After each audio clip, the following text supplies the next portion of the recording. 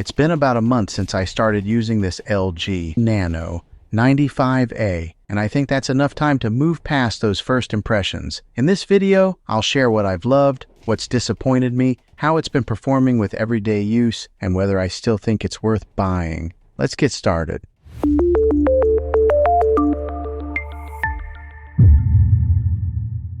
Well, hey guys, Juan here. Thanks for stopping by my channel and checking out this video. So if you're watching this, I imagine you're in the market to buy this TV here, or maybe you're you have purchased it and you're looking to get some of the specifics on it. Well, after owning this thing for one whole month, I'm going to give you my review on this and give you the ins and outs of it, and if I think that this has been a pretty good TV after using it for a month, because I think that usually takes about that much time to really use a product to tell if it's going to be good or not.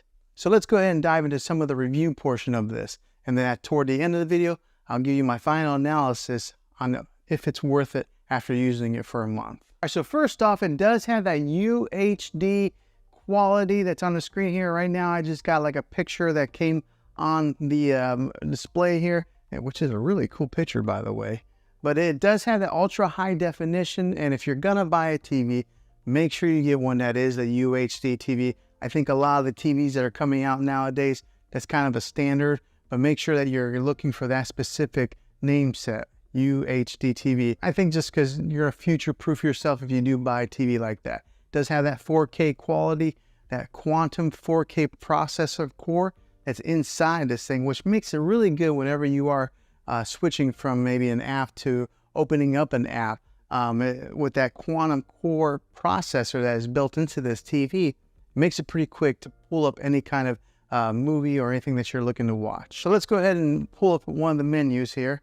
And LG does have a pretty fluid menu bar that comes up from the bottom here. And when you first get this TV, it does come pre-installed with all your major apps that you probably use. So it does come with Netflix, your Prime Video, Disney, Hulu, Sling, YouTube, Apple TV. Those are already preloaded in there. Now, when I say preloaded, they're on there, but you do have to download each one, but you download it one time. Now, those who may not know, you don't get that app. You got to have the subscription to that app, but they are on there. But say you don't have a subscription to any of these apps on here, the good thing about LG is they do have some free content that they offer. So over here, if you can see, there is one that says CH free, and on that, it's kind of like their channel that has like almost kind of like open air TV. Okay, so if you look over here on the menu some more, there's one that's called Peacock. That's like their latest and greatest app that just came to the LG App Store, and it's got a slew of free content on there as well. It's got the Google Play Store if you are into that family there of the Google apps. It does have Vudu, Showtime, Stars, Redbox. Remember, we used to have to go buy or rent a DVD and then return to the Redbox store. Well, now you can just rent them right here on the app. It's got the CBS All Access, Spotify, so if you do want to listen to any type of music, you can do that right here on the TV. And then it's got YouTube TV if you're into that, and then also just the regular YouTube app below it. So it has pretty much all your major apps that you're probably looking to consume any type of media on. Now, one that it is missing is the Spectrum TV app, which for myself, that's how I watch regular TV. Unfortunately, Spectrum did sign a deal with Roku and Samsung, so their app only goes on those two platforms. So you can't get the Spectrum TV app on here, but I think that there's a whole slew of other options, and if you're looking to get any kind of like live TV media consumption. Now, after testing this TV out for a little bit of time, the one thing that really caught me by surprise is how loud it is. A lot of times I only have to listen to this thing. Right here is the volume button, but I usually pull it up to about 18 is where I'm comfortable at listening to it. And I do have kind of a longer room here. 18 is plenty loud for me. So therefore I don't really need a sound bar with this TV. That's just an additional expense. If you're wanting to save a few dollars, I think you'll be okay with that, because a lot of these TVs, the sound is just terrible.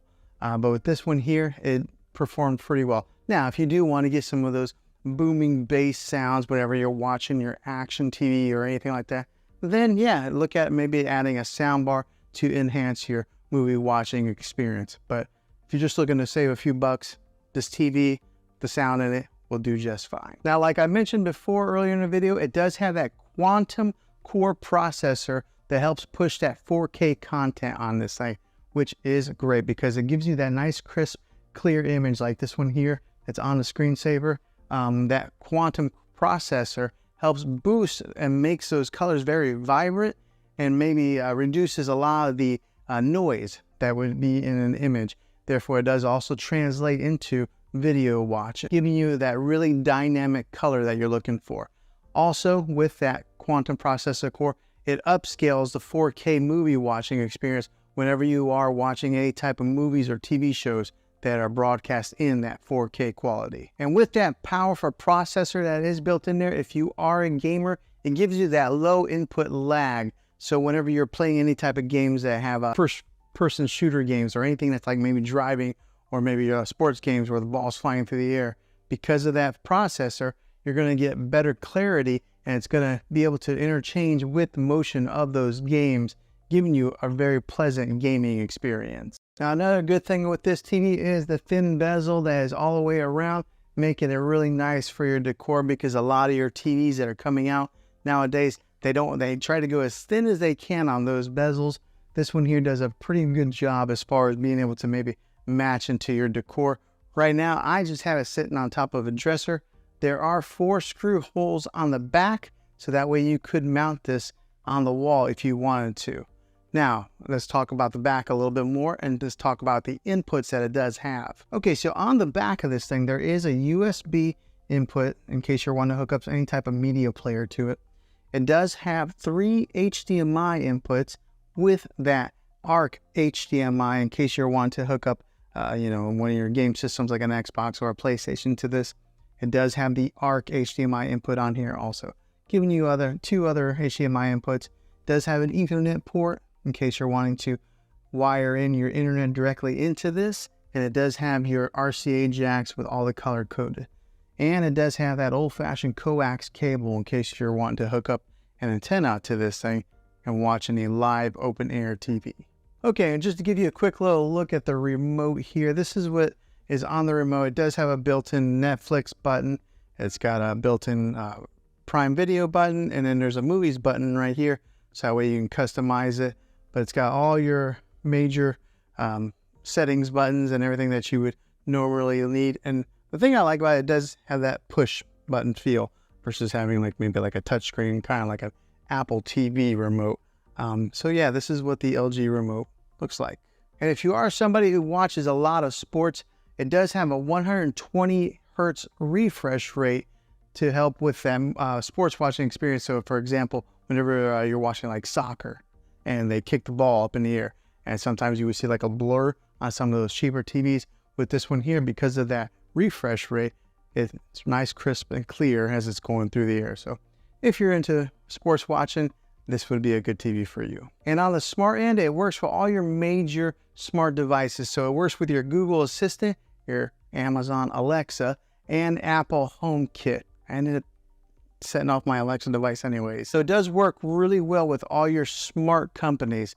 The good one is Apple AirPlay is built into this. If you are an iPhone user, you're able to mirror your iPhone to this TV. And I did make a video on that, and I can put that in the description down below if you're interested in doing something like that. Now, I did talk about the audio earlier in the video, but this one does have a 2.0 channel when it comes to the audio, boosting about 20 watts of power. And it is a downward type of audio. So the good thing about it is this is mounted up a little bit higher than a lot of your TVs. And because the sound does point downwards, it bounces off like that and goes into the direction of where you're watching, or maybe bounces off the wall and kind of helps project it out. But it is plenty loud for you. And then just to give you the weight size of the TV, it's a 24.9 pounds. So it does have a little bit of weight to it, but the bigger the TV, the heavier they are. And then fresh out of the box, whenever you do buy one of these LG TVs, they do come with a 1-year warranty.